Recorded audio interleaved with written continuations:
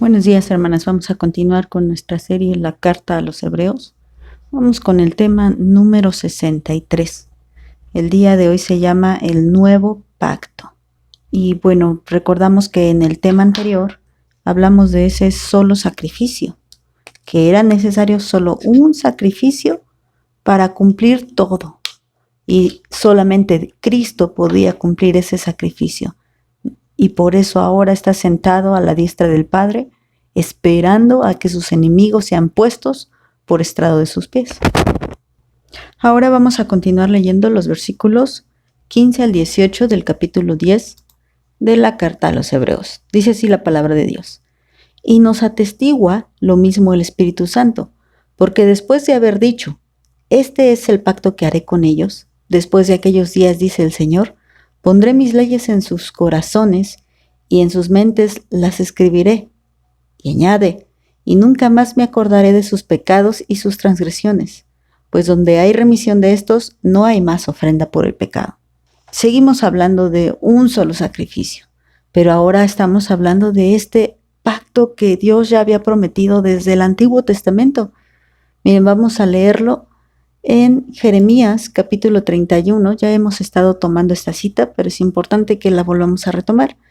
Capítulo 31, versículos 31 al 34.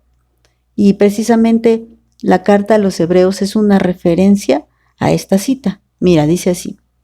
He aquí que vienen días, dice Jehová, en los cuales haré nuevo pacto con la casa de Israel y con la casa de Judá. No como el pacto que hice con sus padres el día que tomé su mano para sacarlos de la tierra de Egipto, porque ellos invalidaron mi pacto, aunque fui yo un marido para ellos, dice Jehová.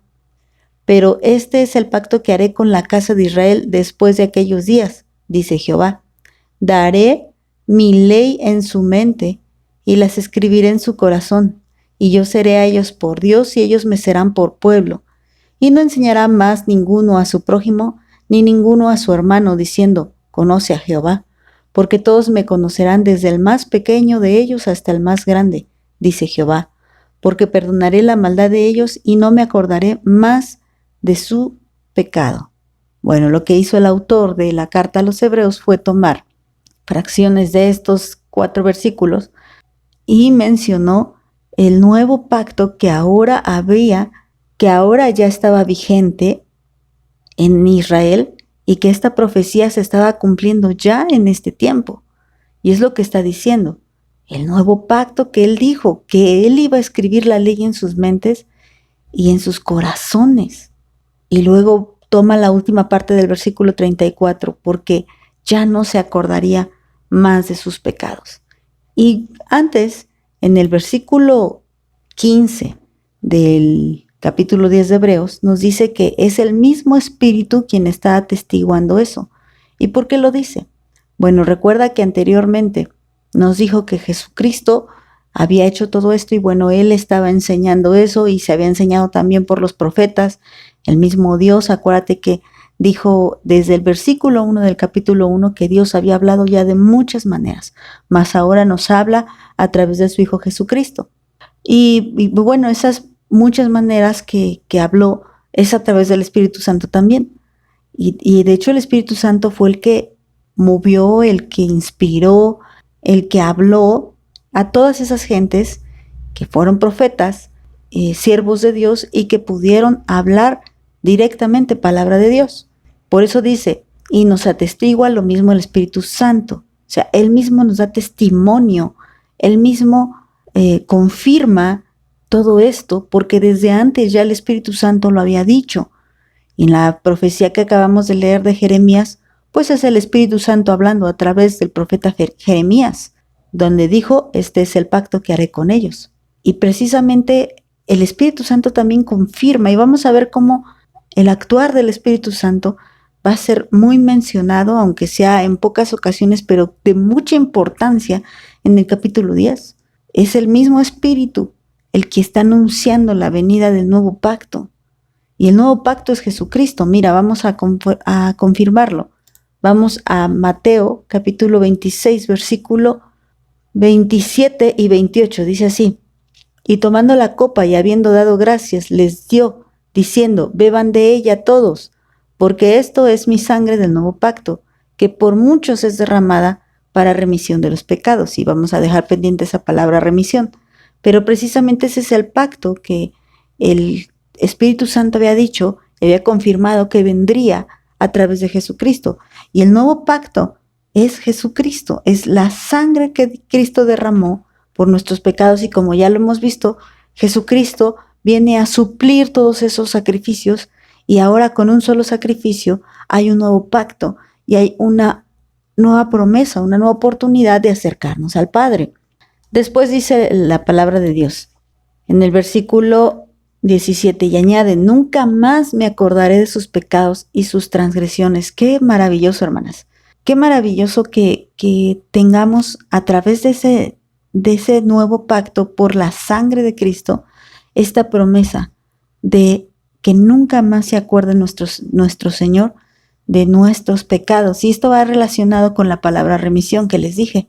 Dice el versículo 18: pues donde hay remisión de estos, no hay más ofrenda por el pecado. Y vamos a consultar el diccionario Strong. Según la definición del diccionario Strong, la palabra remisión viene de la palabra áfesis, que quiere decir perdón o libertad. Pero si profundizamos un poquito más, esta otra palabra áfesis viene derivada de otra palabra griega, afiemi, que quiere decir enviar. ¿Qué tiene que ver la palabra enviar con la palabra perdón? Bueno, pues es que todo depende de cómo lo estemos leyendo y en qué contexto lo estemos leyendo. Aquí estamos hablando que él hace remisión de pecados. Fíjense, buscando la palabra remisión o remitir en el diccionario normal, en el diccionario secular, fíjense que la palabra remisión significa que algo es enviado a otra parte o alguien es enviado a otra parte. Así lo pueden buscar. Por ejemplo, si dice en una parte del libro lo va a remitir a la página tal, quiere decir que esa parte de la lectura lo remite al lector o lo lleva o lo envía a que consulte otra parte del mismo libro. Por ejemplo, tal vez esté leyendo la página 50 y en la página 50 dice, véase página 400. Y entonces esa nota remite al lector a que se vaya a la página 400. Si nosotros buscamos esta misma palabra remisión, pero en el diccionario de medicina, fíjense que me llamó la atención esta definición. Dice que es la atenuación o desaparición completa de los signos y síntomas de la enfermedad del paciente. Y me llamó mucho la atención porque, poniéndola en sentido espiritual, recuerda que dijimos que el diccionario Strong define como la palabra remisión como perdón o libertad. Y también dijimos que Cristo había llevado nuestras enfermedades en la cruz, pero les decía que enfermedades espirituales, porque nos la queremos poner como que ya no debo de ser diabética, ya no debo de tener presión alta, ya no debo de padecer cualquier enfermedad. Y no es así, no se refiere a las enfermedades físicas, porque entonces no lo habría cumplido, sino se refiere a las enfermedades espirituales. Esas enfermedades espirituales que tienen que ver con el pecado y que nos apartan de Dios. Y cuando Cristo lleva en la cruz nuestros pecados, nuestras enfermedades espirituales, entonces Él las quita por completo. Fíjense, es como la desaparición completa de los signos y síntomas de nuestra enfermedad llamada pecado. Y esto es conforme a la definición de remisión, pero en el diccionario de medicina. Y bueno, en el diccionario bíblico, ¿qué significaría la palabra remisión? Pues fíjense que igual, ya vimos que la palabra remisión significa enviar. Otro diccionario, no el diccionario Strong, sino un diccionario también bíblico, pero no el Strong, dice que esta palabra, la palabra remisión, también es utilizada para la palabra misión o misionero, de donde viene la palabra enviar. Un misionero es un enviado. De hecho, también dice que la palabra misil proviene de la misma raíz.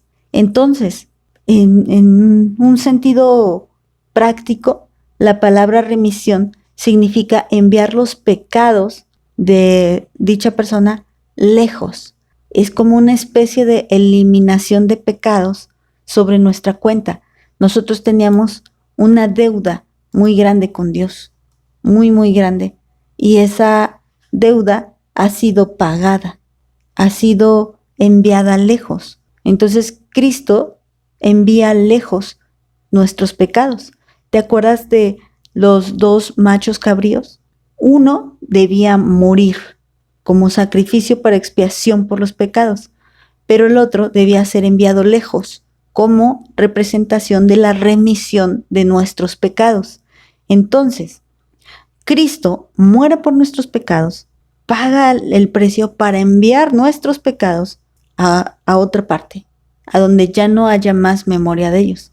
Por eso dice aquí en el versículo 17, y nunca más me acordaré de sus pecados y sus transgresiones, pues donde hay remisión, o sea, donde se han enviado lejos estos pecados, ya no se tiene que hacer más ofrenda por el pecado. Recuerda el tema anterior, con un solo sacrificio, Cristo envió lejos nuestros pecados. Entonces, imagínate, o sea, el valor de estos. Por lo tanto, nosotros ya tenemos absoluta libertad. Ya no somos esclavos de nuestro pecado porque nuestro pecado ha desaparecido de una manera literal. Nuestro pecado desaparece con el sacrificio de Cristo. Un día estaremos totalmente apartadas del pecado. Es como si el Señor dijera, tu deuda está cancelada, ya no debes nada. Y recuerda la definición de remisión en la del diccionario de medicina. Dice que es la desaparición de los signos y síntomas de la enfermedad. Entonces, si nosotros ya tenemos la remisión de nuestros pecados, pues ya no debemos manifestar síntomas, ya no debemos manifestar signos de esa enfermedad, del pecado. Quiere decir que debemos de vivir apartadas del pecado, porque Dios ya no tiene memoria de ellos. Y si Él no se acuerda, si Él ha cancelado nuestra deuda, pues nosotros también debemos de olvidar nuestros pecados y vivir para Cristo. Entonces es maravilloso ver la obra de Dios, este nuevo pacto que ahora hay en Cristo, y este nuevo pacto que funciona también de esta manera.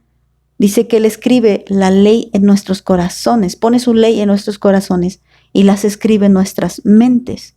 Esta es la única medicina efectiva para que los signos y síntomas de la enfermedad llamada pecado desaparezcan. Que la ley de Dios no esté por fuera de nosotros, sino adentro.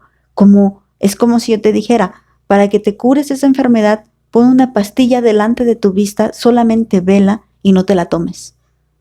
Mira, aquí está esta pastillita, este antibiótico para que se muera esa bacteria, pero no te lo tomes, solamente míralo.